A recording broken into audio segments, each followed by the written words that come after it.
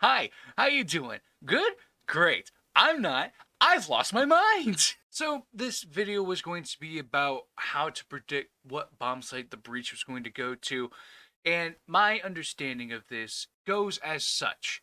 The breach on the first round have a 50% chance of going to either A site or B site, and depending on the outcome of that round will determine what bomb sites they will go to for the next 11 rounds. So let's say the breach goes to A site, and if they win, the chances of them going back to A site the second round are higher than going to B site the second round, like say 60-40. And if they continue going to A site and continue winning, then they're going to keep going A site until they lose. Then they'll switch to B site. Now let's say they win 7 rounds in a row by doing this. Even if they lose, they'll still have a 7-5 lead going into the half. And to me, that makes the most sense, right? So I decided to test this theory by watching Circuit Season 5. Not all of it, just a couple games.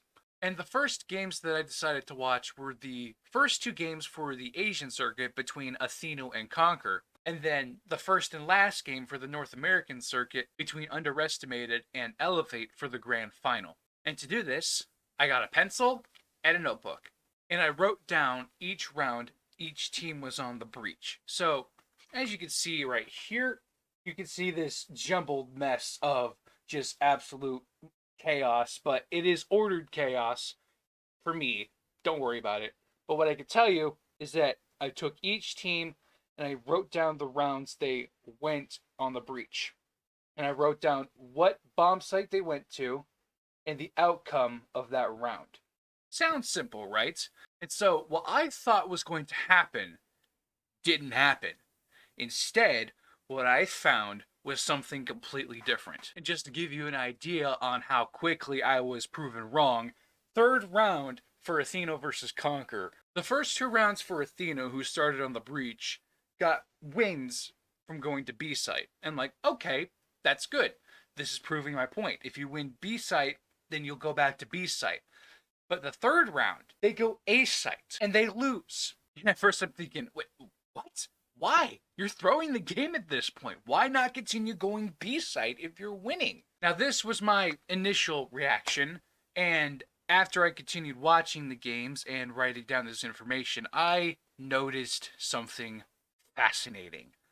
There are, in fact, bomb site take patterns that these professional teams use. Professional? Professional teams. Yeah. So what I decided to do is take all this information and consolidate it down into information that I can get from it, which comes in the form of this.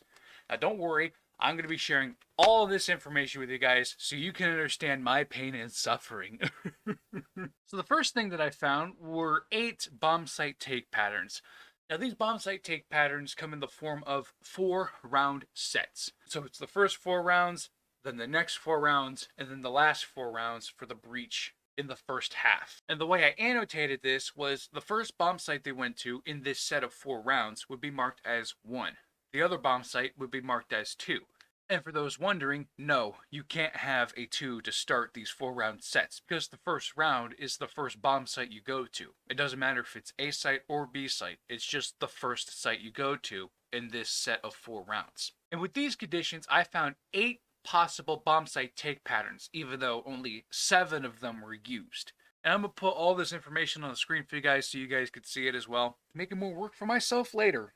So the different bomb site take patterns that I found start with 1-1-1-1, or as I like to call it, the straight shot, which is going to the first bomb site next 4 rounds. The next one is a 1-2-1-2, which is an alternating bomb site pattern. The next bomb site pattern is a 1-1-2-2, which is a longer alternating bomb site take pattern. The next one is a 1-1-1-2. So you go to the first bomb site for the first 3 rounds and then go to the second bomb site the last round of that set of 4 rounds. The next one is the 1-2-2-2, which you go to the first bomb site the first round and then the second bomb site for the remaining of those 4 rounds.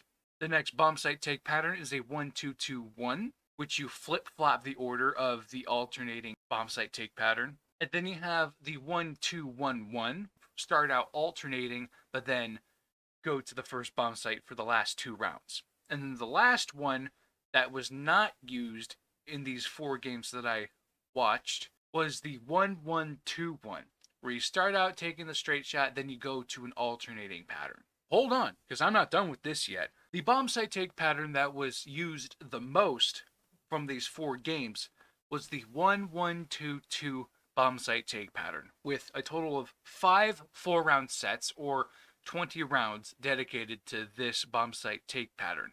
I also counted the wins and losses for each of these bomb site take patterns to see which ones were the more successful bomb site take patterns. And the 1-1-2-2 has a success rate of 45%, or 9 out of 20 rounds that were played. The most successful bomb site take pattern was the 1-2-2-1, with a 75% win ratio, or 12 out of the 16 rounds, which was used just as often as the alternating bomb site take pattern, the 1-2-1-2, but it only has a 38% success rate, or 6 out of the 16 rounds. Now, the least successful bomb site takes, there's 2, is the 1-1-1-1 and the 1-1-1-2, where both bomb site take patterns were used twice.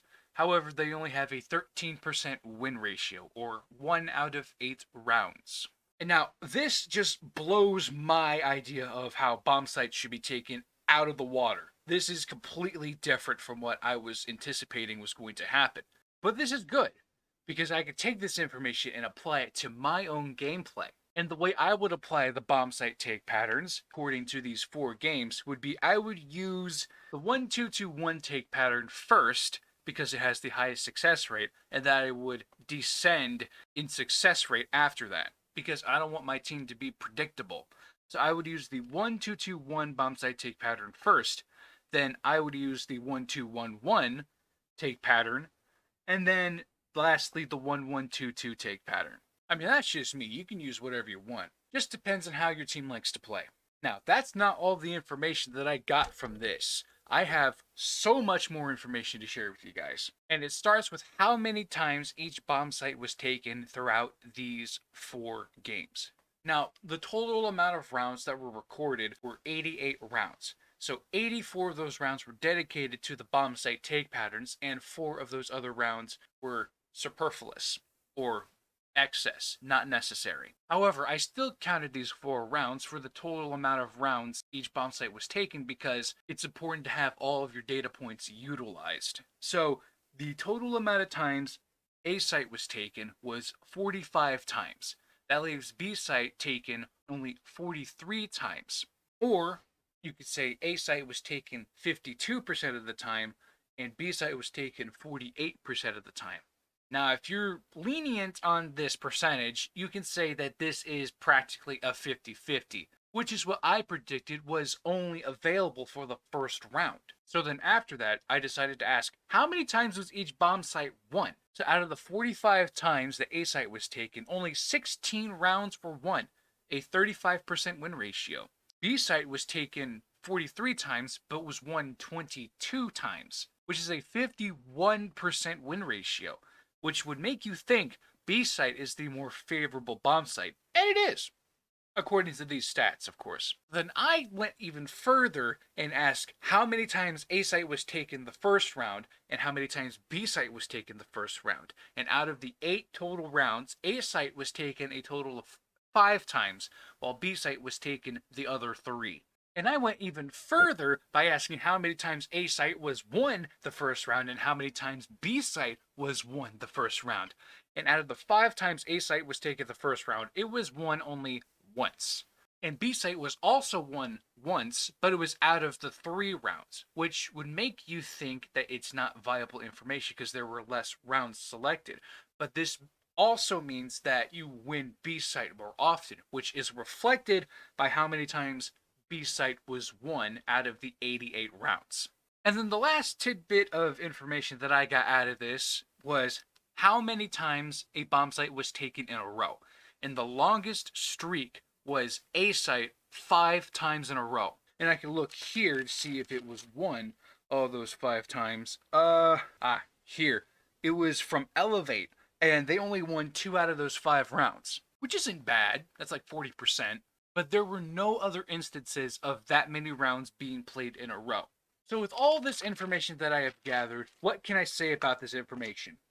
It's incomplete. These are only 4 rounds out of probably 200 rounds that I didn't get to watch because I was on a time crunch here. And these games are long, like an hour long each. So the data that I've collected is a small portion to the entirety of Critical Ops Circuit Season 5. So, what have I learned from this experience? Well, I could safely say that I was wrong. My theory on predicting bombsite takes for the breach was inaccurate. Actually, now that I think about it, it kind of makes no sense why you would do that because then the coalition could just stack A site and B site for the rest of the rounds and it'd be a mess for the breach. But this also doesn't take into account the other bits of information that I excluded from my data analysis. There were probably a lot of other decisions that were being made throughout those rounds where, yeah, they went B site at the end of the round, but they were surrounding A site to try and gather intel to see where each member of the coalition was at. My brain is too fried to figure out a closing for this video, so I'm just gonna end it there. Thank you guys so much for watching. Hope you all learned something today. I certainly did. And if you made it this far, go ahead and just hit subscribe and leave a like if you enjoyed my mental breakdown of a video. And if you want, you can check out the video cards here at the end to more awesome content. And if you want to see me completely throw my life away by analyzing every single game for the Critical Ops circuit, let me know in the comments below. And as always, stay safe. Bye bye.